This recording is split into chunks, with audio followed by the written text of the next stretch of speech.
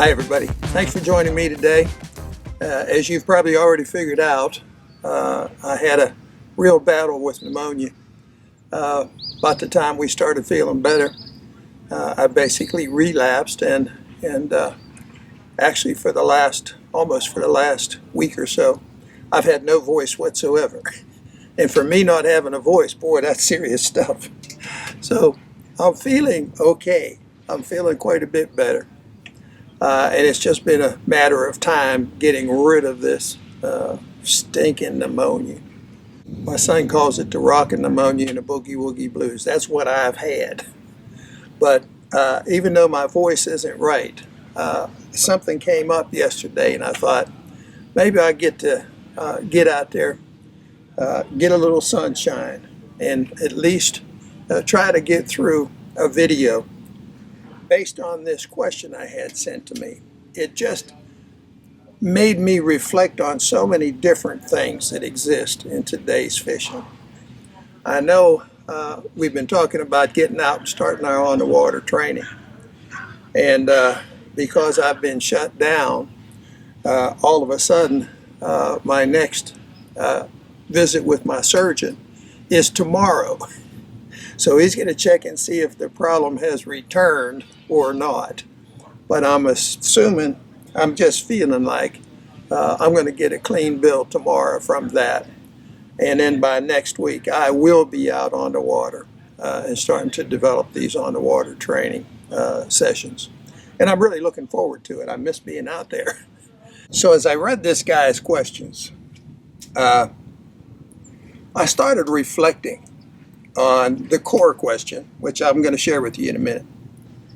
But it brought about 2 or 3 other things that just got me thinking about the future of fishing and where we've come and how much we've accomplished, how much we haven't accomplished, to try to get the truth about successful fishing out to the fishing world. So during my reflections, I just had this thought, why don't I just do a little video? And it's just going to be a conversation. This isn't anything that I actually planned. I'm just going to have a conversation with you today, like I was having with myself, sitting at home in my sick bed last week. The same exact way I'm going to just try to relay to you through conversation where I stand in answering this question, my reasons why my answers are what they are. And hopefully it can clear up a bunch of stuff that's going on in today's fishing world. So what I'm going to do, I'm going to read you this guy's question verbatim. And then we'll address the different components, the different areas where there's maybe a side story we need to talk about. But in order to do that, we know it's bright out. You know, old age, I've given up. It's really set in. And that also includes the eyes. So I need my cheaters to read this guy's question. Hi, Don. First of all, thank you for all that you are giving back to our sport. I've been watching and doing my best to learn from your YouTube collection, and I just so appreciate your willingness to share your knowledge and, parentheses, and bucks so freely. I have a few fundamental questions for you. I'm a 57-year-old bass angler, but only recently have started getting serious about learning, principally targeting largemouth bass, and I'm from Plymouth, Minnesota. He goes on to say, I find myself constantly struggling to appropriately balance the priorities of targeting structural elements versus cover elements, period. In our glacier lakes, we often see magnificent structure up here. Your teachings would strongly suggest that these areas, parentheses, points, drops, especially extended stretches of a drop and or humps, parentheses, are the places to start and focus on if they're at the right depth, exclamation mark. My question is, where does cover fit into the location strategy for natural lakes? I fish Lake Minnetonka near the Twin Cities more than any other body of water, and the top sticks out there will tell you. Now, that's a term I hadn't heard before, but it must be a new bass tournament fishing term, the top sticks at Minnetonka, meaning the best fishermen, of course. I don't know why I felt like I had to explain that to you, because I'd never heard that term myself. Anyway, and the top sticks there will tell you to a man that the key to finding the best fish on Tonka is milfoil, with the very biggest fish typically found in foil that also has some rock in it. I don't know the significance of that. Never heard that.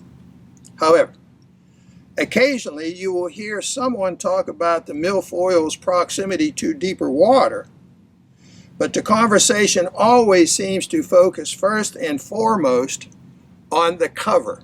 Exclamation mark. Reading on. I'm extremely interested to know how yours and Buck's school of fishing thought. That's his first mistake. Buck's school of fishing thought reconciles with this, as they do seem to be at odds. Let me read that again. I'm extremely interested to know how yours and Buck's school of fishing thought reconciles with this, as they do seem to be at odds. Period. My guess is that maybe one must consider both, perhaps cover on or near structure, to find the most success. But I simply don't hear you talk about cover that often, nor do I hear most of the top tournament guys up here talk about structure that often. Could be because maybe I'm not listening well enough.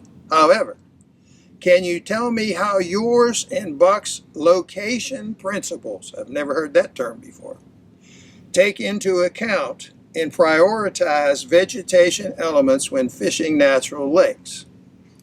Now, he goes on to say, I've heard it said that structure is the neighborhood, but cover is the house. And if there's no house, weeds or rock up here, there won't be any fish. Do you agree with that? I give you the short answer to that. No, I don't. Do you agree with that? If you were fishing a natural lake that had tons of terrific structure, some of it with weeds and rock on it and some of it not, would you even bother with the coverless structure, even it's fantastic in its shape, depth, proximity of deep water? What are your rules of thumb?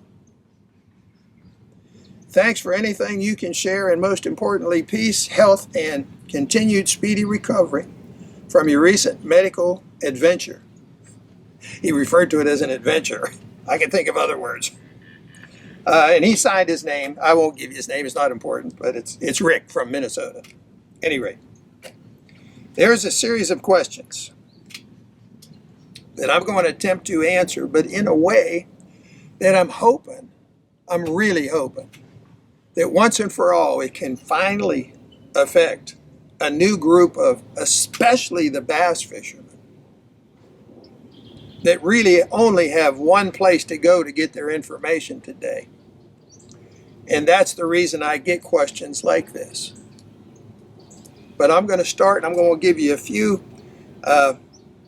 thoughts that I've had. But in many cases, it's a question of logic. It's not just scientific facts and all of that. I mean, that's all part of what I'm going to talk to you about. But I also want you to think in terms of what makes sense. Is it logical or isn't it? Does what he just said make sense?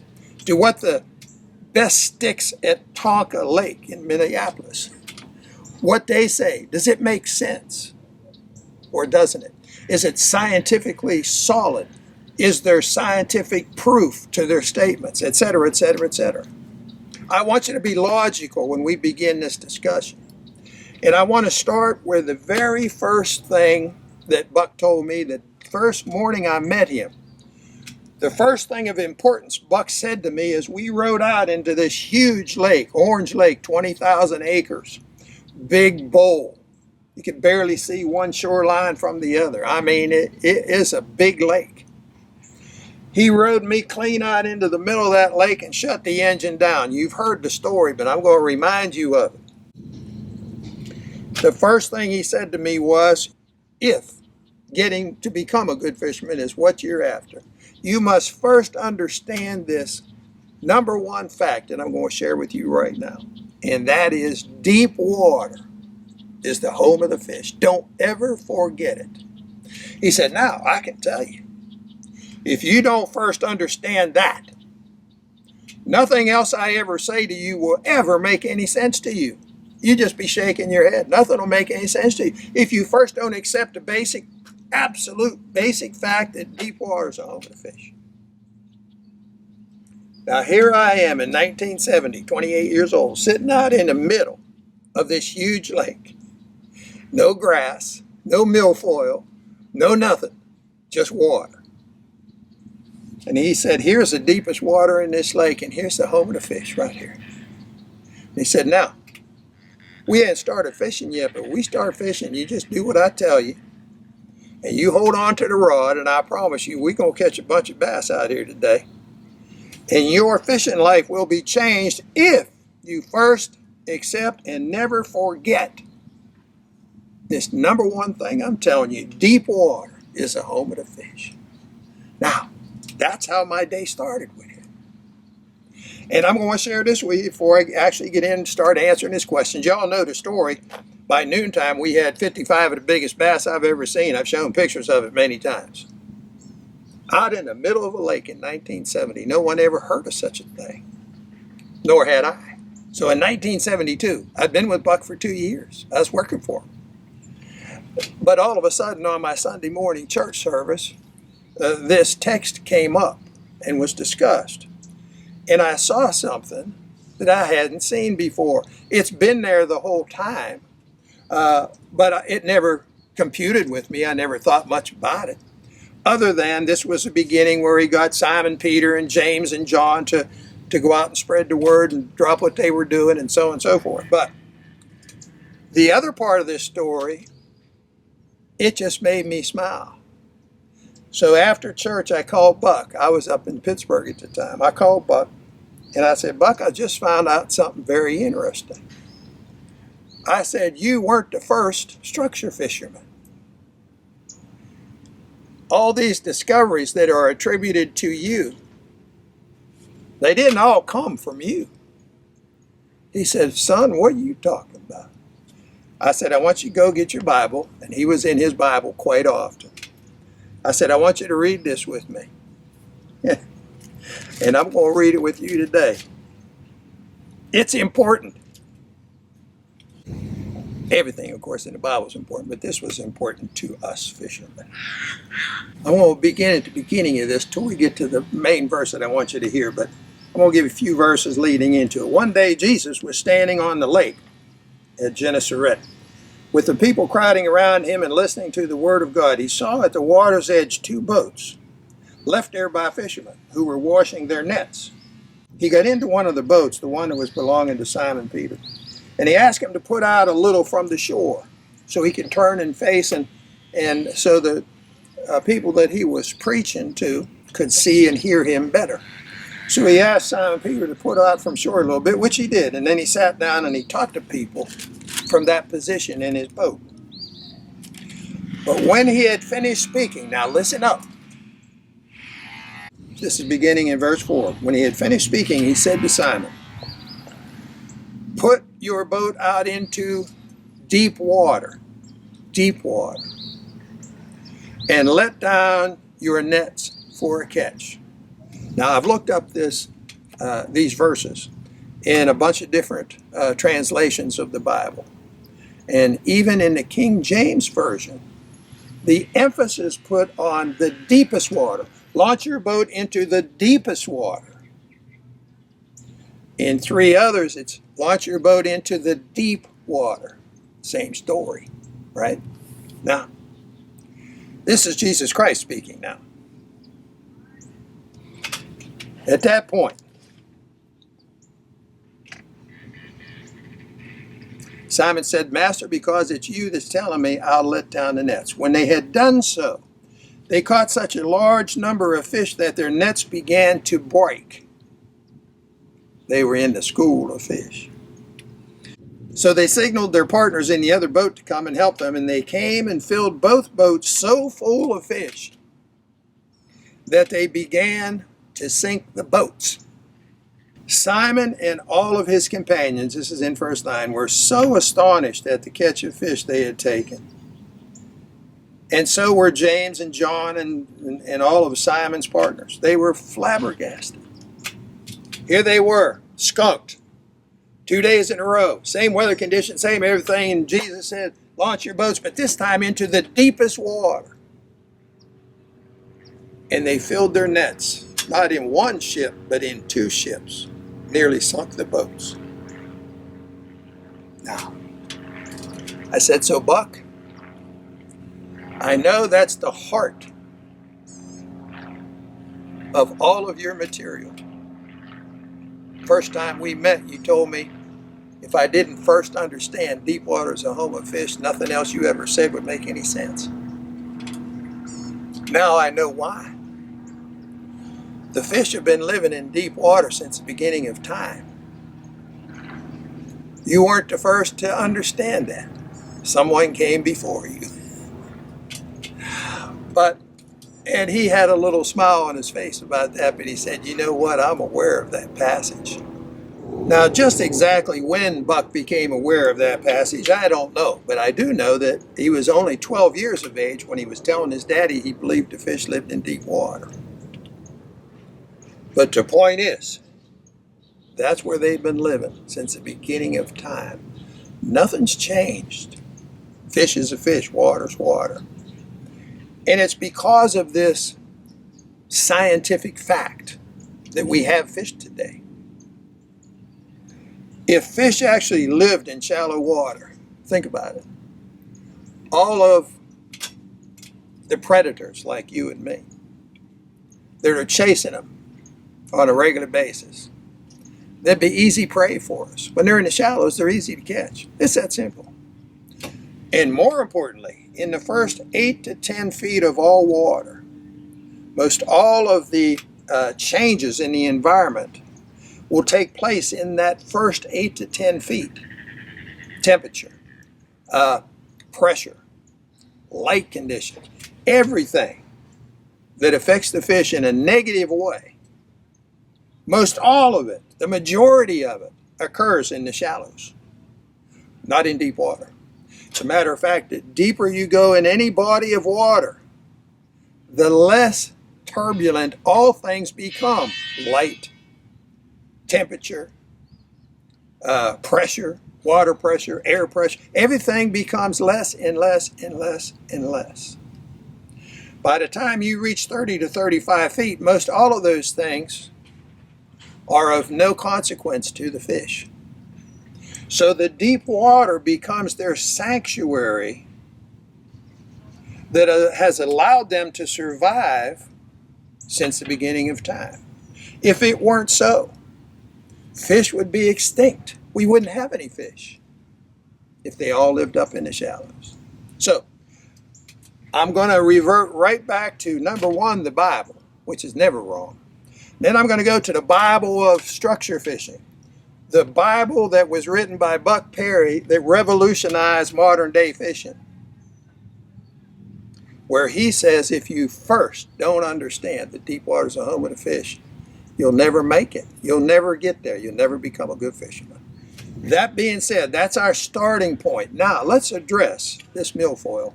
And let me just tell you, when I had my television show, my biggest city in America, and we had a nationwide show, but my biggest city in terms of sales and customers was Minneapolis, Minnesota. Within the city limits of Minneapolis, within a 6-month period of running my show, I had over 20,000 customers, followers, that were hearing the truth about successful fishing. So obviously, I spent a lot of time in Minneapolis. I spent a lot of time. That's where I had my first date with my wife. She took me to a ball game, and she had told me, I think I've shared this story with you. she ran out on the pitcher's mound and she was singing the national anthem for the Twins. And I met a bunch of the Twins at that time and went fishing with Ken Herbick and a bunch of the guys. I mean, it was the beginning of a lot of great things that happened in my career, to say nothing of finding my beautiful wife. But I love Minneapolis. And when I was in Minneapolis, I'm going to be talking to Rick now, but I'm really talking to everybody.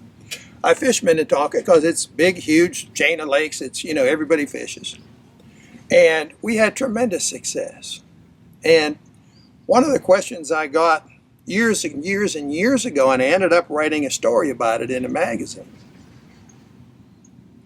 was a fellow that was fishing Minnetonka made the statement that he had been reading all Buck's material and believed everything that Buck ever said. And he knew that Buck was right about everything except one thing. And his exception was, he said, in Minneapolis and Lake Minnetonka, the fish don't live in deep water, they live in the weeds. Now, this comes to where I was saying when we started, we need to deal with some logic from time to time. We don't need to question who's the smartest guy in the room or anything like that. Is Buck the greatest of all time? Yes, he is, you know. But we don't have to talk about that. Just be logical. Now, if all the bass in the world live in deep water, spend 95% of their entire lifetime somewhere in deep water, if that's true, which it is, explain to me how a bass, a stupid creature without the powers of rationalization, pea-sized brain, lives by instinct and instinct alone. Can't think things out. How does that bass in Minneapolis know he's in Minneapolis? How does he know he's living in the one spot in the world where fish live in the weeds and don't live in deep water? How does he know that? He's just a stupid fish. The truth is, he doesn't live in the weeds. That's the truth. Now, when we start assessing some of these questions that we have, and it's no fault of anybody's, because really there's no place today that the young fisherman or a middle-aged fisherman like Rick, there's no place he has to go to find out the truth. Nobody's out there on TV preaching it, talking about it. I've been retired almost 20 years. Now we have some vlogs and things, but now there's so much on the internet. The average fisherman now says, well, who should I believe on the internet? Should I believe Dickson and he's talking about old man Perry, or should I believe all these newest hot dogs, you know, that are fishing these bass tournaments? Who should we believe? Okay, that's a legitimate question. The reason I say it's legitimate is because you see so much of the tournament stuff, you don't see very much of what I'm talking about. And of my 500,000 students that I've taught over the years, that's a close approximate. When they make a limit catch of big fish, you don't hear about it. It's not publicized anywhere. There's no pictures. There's no articles written about it. They're just fishing with their family. Had a guy who's been doing it for about 12 years now, sent me a list of his personal best, and it also includes an 8-pound smallmouth, which I've never seen one that big. But all he does is what we talk about. That's all he does. And he's got personal best in walleye, 13 pounds. I could go on and on and on. It's pretty scary stuff. Been catching big fish for years and years and years and years. And the only person that knows anything about it is his best friends and me and his wife. You know, that's it.